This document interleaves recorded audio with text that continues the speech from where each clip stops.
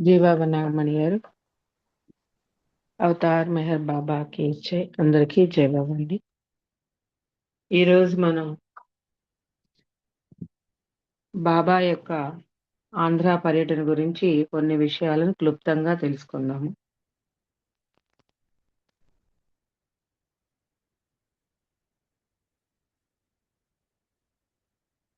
బాబా ఆంధ్రప్రదేశ్ దర్శన కార్యక్రమాలు ఎలా జరిగాయి ఏంటనేది తెలుసుకుందాము.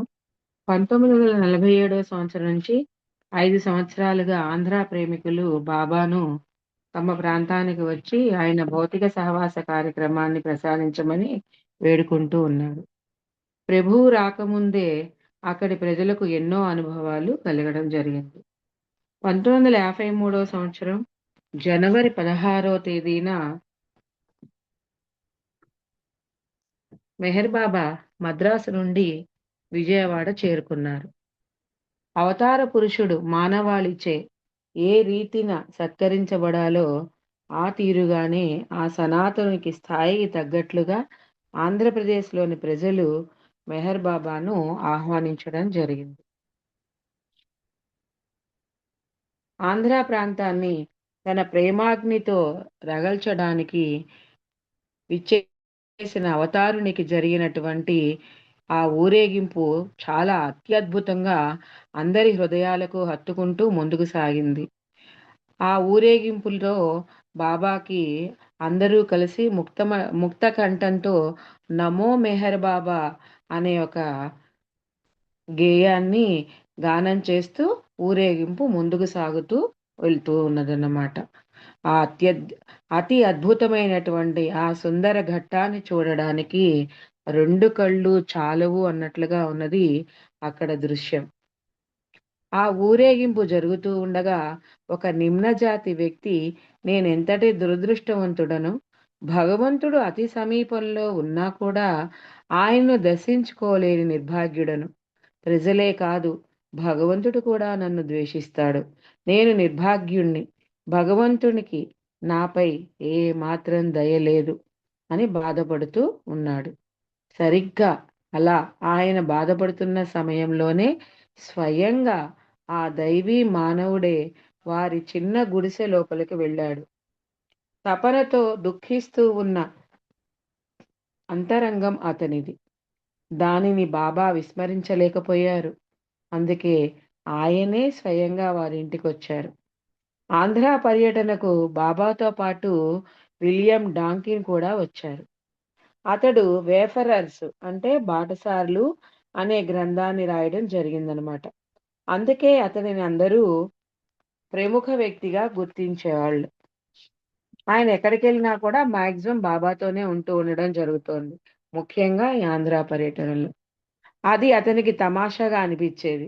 ఎవరైనా అతనికి నమస్కరించాలని ముందుకొస్తే అతనే ముందుగా నమస్కారం చేసేవాడు. జనవరి 19వ తేదీ ధనపతిరావు ఇంటి ఎదురుగా దర్శన కార్యక్రమం ఏర్పాటు చేశారు. స్వేచ్ఛ గురించి బాబా ఇచ్చిన సందేశాన్ని డాకే ఫాల్కర్ చదివి వినిపించారు. తెలుగులో కుటుంబ శాస్త్రి గారు చదివారు. సుమారు 20,000 మంది అవతారుని స్పర్శ భాగ్యం పొందారు.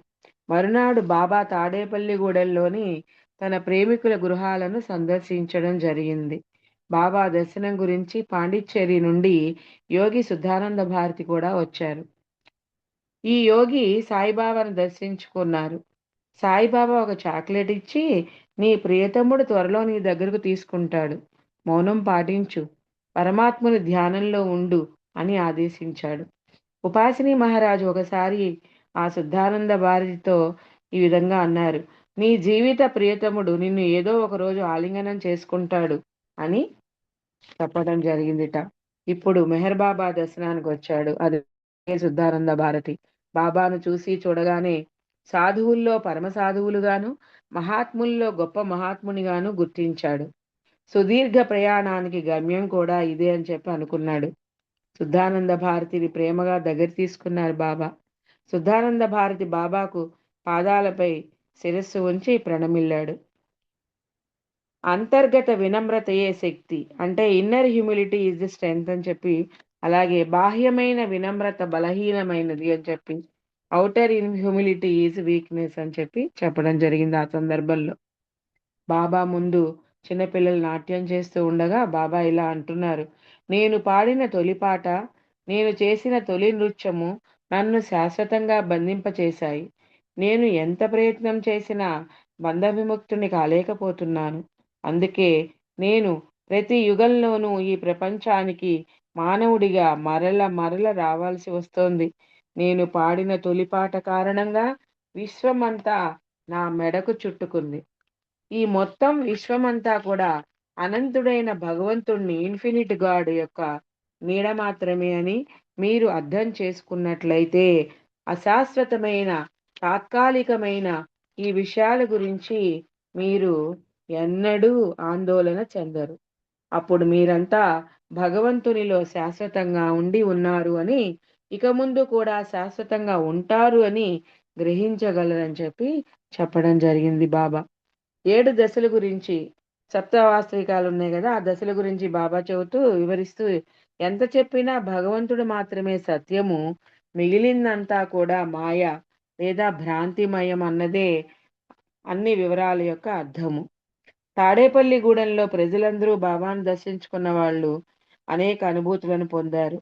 జనవరి 21వ తేదీన బాబా కారులోను, మండలి వాళ్ళు మిగిలిన బృందమంతా బస్సులోను తాడేపల్లిగూడెం నుండి పెంటపాడు బయలుదేరారు. పెంటపాడులో బాబాకు 5,000 మంది అత్యంత ఉత్సాహంతో కోలాహలంగా స్వాగతం పలికారు. అక్కడ ప్రసాదం కోసం పెట్టిన అరటిపండ్లు, జామ పండ్లను బాబా తన స్వహస్తాలతో స్పృశించి వాటిని ప్రజలకు పంచమని అక్కడున్న కార్యకర్తలతో చెప్పారు. అక్కడి నుండి బాబా తన బృందంతో పిప్పరకు బయలుదేరారు. పిప్పరలోని హై స్కూల్లో బాబా దర్శన కార్యక్రమం ఏర్పాటు చేశారు. విద్యార్థులు మరియు 5,000 మంది ఆ కార్యక్రమంలో పాల్గొని బాబాకు ఘన స్వాగతం పలికారు. భగవంతుడే అందరిలో ఉన్న భగవంతునికి వందనం ఆచరిస్తు ఆచరించడం జరిగింది. అంటే God bowing down to God అనే సందేశాన్ని ఆ సందర్భంలో చదవడం జరిగింది. ఆ తర్వాత బాబా ఇలా చెప్పారు, ఈ రోజు నేను ఇలా మీ అందరి మధ్య రావడం నాకు చాలా ఆనందంగా ఉంది. అనాదిగా యుగ యుగాల నుండి నేను ఇచ్చే సందేశము ప్రేమ గురించి మాత్రమే. భగవంతుడు ఒక్కడే సత్యము. ఆయనను తెలుసుకోవాలి అంటే మనం తప్పక ఆయనను ప్రేమించాలి. భగవంతుడు మన అందరితో సమానంగా కొలువై ఉన్నాడు, మన అందరిలో ఉన్నాడు. మన అంతరంగంలో మౌనంగా అలరారే ప్రేమ మాత్రమే ఆయనకు కావలసింది. మన తోటి వారిని ప్రేమించుట ద్వారా కూడా మనం ఆయనను ప్రేమించవచ్చు. మనం భగవంతుణ్ణి నిజాయితీతో ప్రేమించినట్లయితే యుగాలుగా మనలో ఉన్న సమస్త సందేహాలు, కలతలు, ఆందోళనలు మటుమాయం అవుతాయి. ప్రేమించడం ద్వారా నన్ను ప్రతి ఒక్కరిలోనూ, ప్రతి వస్తువునందు చూడగలరు. ఆ ప్రేమను మీరు గనక పొందగలిగినట్లయితే నేను మీ అందరినీ ఆశీర్వదిస్తున్నాను. అలా పొందాలి అని కూడా నా యొక్క ఆశీర్వచన యొక్క ఫలితము అని అనుకుంటున్నా నేను. కనీసం మీలో ఏ ఒక్కరైనా నా ఆశీస్సులు అందుకునే అర్హత గలవారైనట్లయితే నా రాకకు ఒక ప్రయోజనం నెరవేరుతుంది.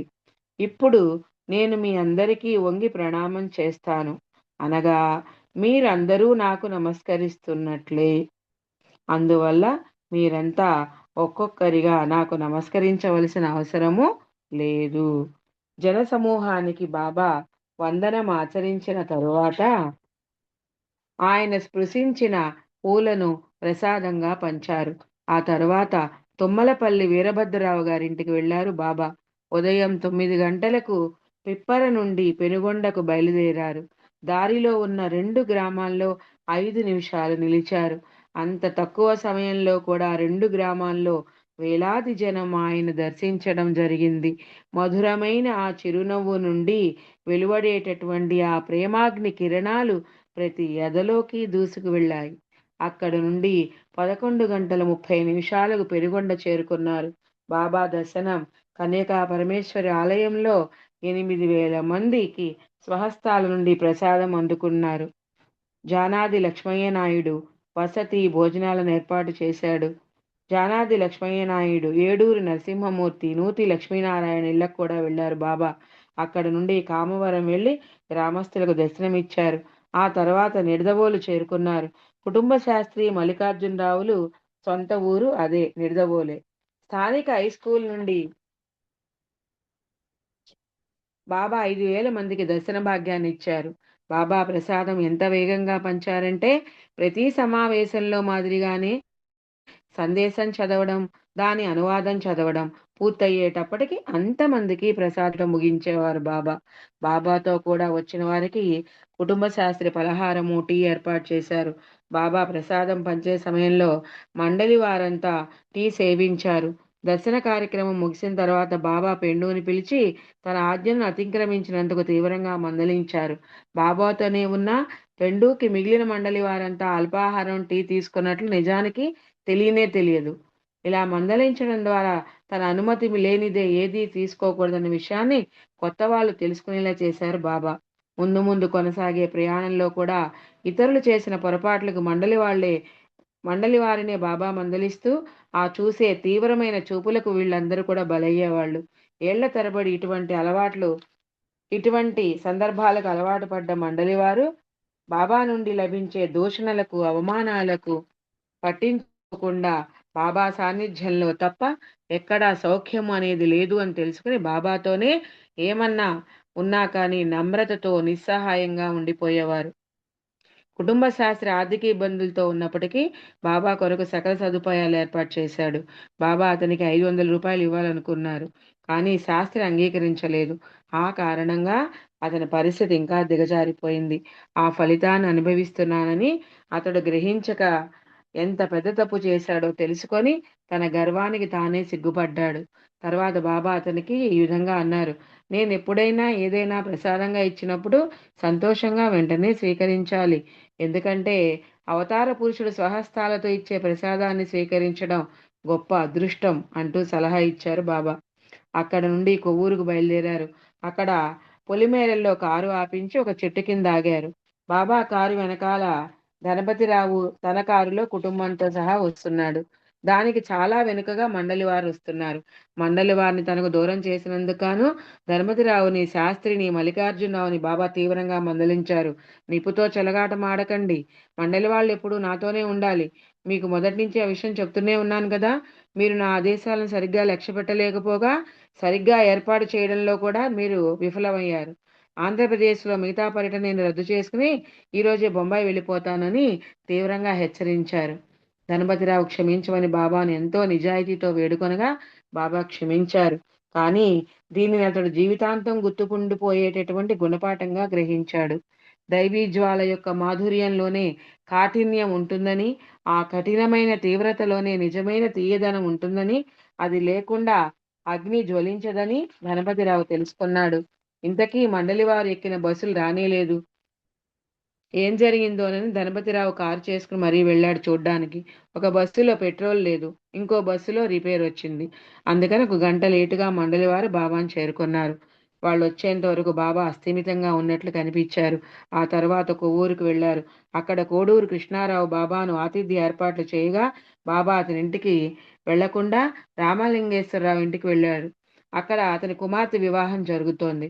కోడూరు కృష్ణారావు వచ్చి తన ప్రయాణానికి సరైనటువంటి బస్సులు ఏర్పాటు చేయనందుకు క్షమించమని బాబాను వేడుకున్నారు. బాబా అతన్ని క్షమించి అతని ఇంటికి వెళ్ళి అక్కడ వీధులకు అన్నదానం చేయడం జరిగింది. అక్కడ హై స్కూలులో దర్శన కార్యక్రమానికి 5,000 మంది వచ్చారు. బాబా పండ్ల బుట్టలను చేతితో తాకి పంచమని, అంటే చేతితో ముట్టుకుని అందరికీ పంచమని ఆదేశం చేయడం జరిగింది. అన్ని కార్యక్రమానికి అవసరమైన ఏర్పాటు చేసిన కోడూరు కృష్ణారావుని బాబా అస్సలు పట్టించుకోలేదు. కొంచెం దూరంగానే ఉంచారు.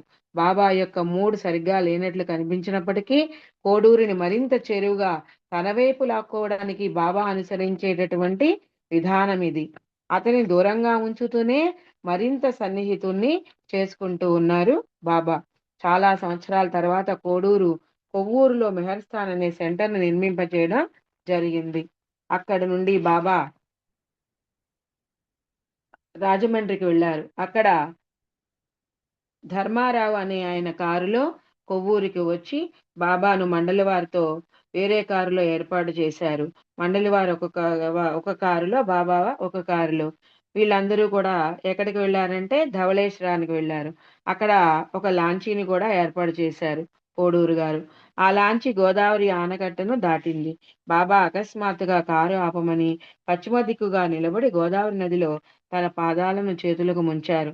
జనవరి 23వ తేదీ ఉదయం బాబా తాను నిర్వహించే ప్రత్యేకమైన కార్యక్రమంలో బాబా 56 మంది పాదాల మీద తన శిరస్సు వంచి ప్రణమిల్లారు. భూమిపై ఉన్న 56 మంది భగవదనుభూతి పొందిన ఆత్మలకు ప్రతినిధులుగా వారిని ఆ కార్యక్రమానికి తీసుకురావడం జరిగింది. డాకే ఫాల్కర్ పశ్చాత్తాప ప్రార్థన చదివాడు ఆ సమయంలో. అక్కడ నుండి బాబా ఏలూరుకు ప్రయాణమయ్యారు. రైల్వే స్టేషన్ బాబా ప్రేమికులతో కిక్కిరిసిపోయింది. అవతార్ మెహర్ బాబాకి జై అంటూ బాబాకు పూలదండలతో ముంచెత్తారు. మధ్యాహ్నం 3:30 గంటలకు తన బృందంతో రైలులో బయలుదేరారు. రైలు స్టేషన్లో ప్రతి చోట కొన్ని క్షణాల పాటు అనేక మంది ప్రజలు దర్శించుకున్నారు. ఆగినప్పుడల్లా. బాబా జనవరి 24 సాయంకాలం 6:30 ఏలూరు చేరుకున్నారు. కట్టా సుబ్బారావు తోటలో బాబా బృందం బస చేశారు. బాబా కొరకు ఒక చిన్న గదిని ఏర్పాటు చేశారు. మిగిలిన వారంతా పెద్ద ఒక పందిరి కింద విశ్రమించడం జరిగింది. సహజంగా నిరాడంబరుడైనటువంటి కట్టా సుబ్బారావు వాళ్ళందరికీ చాలా చక్కని ఏర్పాట్లు చేశారు. మర్నాడు ఉదయం బాబా 7 బీదవారిని సేవించారు. భూపతిరావు అనేబడేటువంటి బాలుడి పాదాలు కడిగి బాబా తన శిరస్సు వంచి నమస్కరించి అతడికి ప్రసాదంగా 7 రూపాయలు ఇచ్చారు. మీలో తలెత్తే మంచి చెడు ఆలోచనల గురించి చింతించకండి. అన్ని ఆలోచనలు మాయకు చెందినవే అన్న భావనను ఎప్పుడూ మనసులో కలిగి ఉండండి. దామన్ను లేదా కొంగును వదలకుండా గట్టిగా పట్టుకోవడమే ఏకైక సత్యమని బాబా సందేశాన్ని ఇచ్చారు. అప్పుడు అక్కడ నిర్వహించిన కార్యక్రమంలో భాస్కర్ రాజు గారు కొన్ని పాటలు పాడారు. ఆ సమావేశంలో భాస్కర్ రాజు సెలవు అయిపోవడంతో తిరిగి ఉద్యోగంలో చేరేందుకు తాడేపల్లిగూడెం వెళ్ళిపోయారు. బాబా అనుమతిని గురించి వెళ్ళి అడగగా బాబా వెళ్ళమని చెప్పారు. మళ్ళీ వెనక్కి పిలిచి అతనితో, నా పట్ల నీకు గల ప్రేమ గురించి నాకు తెలుసు. నీ మాదిరిగానే ప్రజలందరూ నన్ను ప్రేమించేలా చేయడమే నీ పని. ఈ ఒక్క విషయాన్ని బాగా గుర్తుంచుకో అన్నారు. బాబా తిరిగి కట్టా సుబ్బారావు తోటకి వచ్చారు. అక్కడ జనాలు బాబాను దర్శించుకోవడానికి బయలుదేరారు. ఒక జట్కా బండి అంటే జట్కాను తోడేవాళ్ళు ముస్లిం అతను అనమాట. వాళ్ళను ఆ ఆ జట్కా బండిలోనే కట్టా సుబ్బారావు తోట దగ్గర తీసుకెళ్ళమని చెప్పి అన్నారు. అందులో ఒకతను ముస్లిం ఖుదా దర్శనానికి వెళ్తున్నానని చెప్పాడు. ఆ జట్కా బండి అతను లోపల మనసులో ఈ విధంగా అనుకున్నాడు. ముస్లిం అయి ఉండి ఖుదా అంటున్నాడు అని మనసులో అనుకుంటూ జట్కా బండిని చెట్టు దగ్గర ఆపి వాళ్ళు తిరిగి వచ్చేంత వరకు విశ్రాంతి తీసుకుంటూ ఉన్నాడు. బాబా, నాకు చాలా ఆకలిగా ఉంది. ఆ జట్కా బండి ఆయన దగ్గరికి వెళ్ళి ఏదైనా తీసుకురా అని ఏరూచికి చెప్పారు. ఏరూచి జట్కా బండి ఆయన దగ్గరికి వెళ్ళి, నువ్వు తెచ్చుకున్న భోజనంలో కొంత పెట్టగలవా అని అడిగాడు. అతని హృదయం నొచ్చుకుందని గ్రహించిన బాబా అతనిని ఏమిటి ఆలోచిస్తున్నావు అని అడిగాడు. ఆ మహమ్మదీయుడు నీ అనుచరులందరూ నిన్ను ఖుదా అని అంటున్నారు, అందుకే నేను బాధపడుతున్నాను అని అన్నాడు జట్కా అతను. బాబా అతనితో అన్నాడు, my Khuda who ఇసీలియే Khud my ఆయా హూ అని చెప్పి అన్నారు. నేను భగవంతుణ్ణి, అందుకే నేనే స్వయంగా నీ దగ్గరకు వచ్చాను అన్నట్టుగా చెప్పారు బాబా. ఆ వ్యక్తి ఎంతగా పోయాడంటే నేలపై సాష్టాంగ ప్రణామం చేస్తూ కొంతసేపటి వరకు అలా రోధిస్తూనే ఉన్నాడు. కట్టా సుబ్బారావు తోటలో బాబా సెంటర్ నిర్మించాలనే కోరికను వెలబుచ్చారు. బాబా అందుకు అంగీకరించారు. ఆంధ్రప్రదేశ్లో తన పని విషయంలో మొత్తం బాధ్యత వహించేందుకై ఒక కమిటీని ఏర్పాటు చేశారు. ఆ కమిటీలో 4 సభ్యులు: కుటుంబ శాస్త్రి, ధనపతిరావు, రంగారావు, మల్లికార్జునరావు అంటారు. వాళ్ళ పేర్లలోని మొదటి అక్షరాలను కలిపి బాబా ఆ కమిటీకి కేడిఆర్ఎం సమితి అని నామకరణం చేశారు. మొత్తం మీద ఆంధ్ర పర్యటనలో మెహర్ బాబాను సుమారు 1,50,000 మంది దర్శించుకున్నారు. మరో 50,000 మందికి ప్రసాదం అంది ఉంటుందని అంచనా. ఆంధ్రాలో ఏర్పాటు చేసిన కార్యక్రమాల వల్ల స్థానికులంతా 15 రోజుల పాటు హృదయానందంతో మునిగిపోయి ప్రపంచంలోని ఇతర విషయాలకు పూర్తిగా మరిచిపోవడం జరిగింది. ఆ దైవీ మానవుని యొక్క ఆ స్పర్శతో అందించినటువంటి ప్రసాద ఫలితంగా ఆయన దర్శన భాగ్యం వలన కూడా. అవతార్ మెహర్ బాబాకి జై. ఇది బాబా యొక్క ఆంధ్ర పర్యటన క్లుప్తంగా. థ్యాంక్ యూ అండి. తప్పులుంటే క్షమించగలరు. అవతార్ మెహర్ బాబాకి జై. జై బాబా నాగమణి గారు.